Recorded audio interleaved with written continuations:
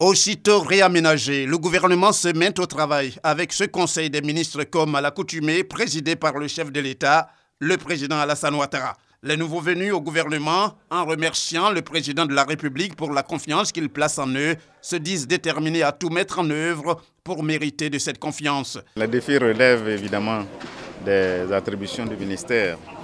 Ce sont les défis de la sécurité et aussi c'est de l'encadrement administratif à dispenser aux populations en administration déconcentrée et en administration décentralisée. Pour nous qui sommes les nouveaux, nous avons été très bien accueillis par tous les anciens.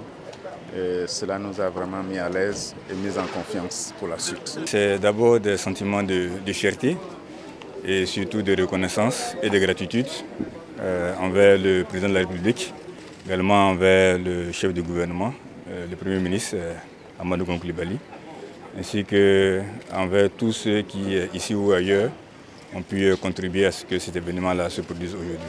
En sa qualité de ministre d'État, nouveau ministre de la Défense, Ahmed Bakayoko exhorte les militaires à être toujours au travail dans le respect des règles et de la hiérarchie. La reconstruction de cette armée est un défi majeur, est une attente de tous les Ivoiriens. Je vais m'y engager avec détermination, avec sérieux, avec courage, avec fermeté, avec intelligence.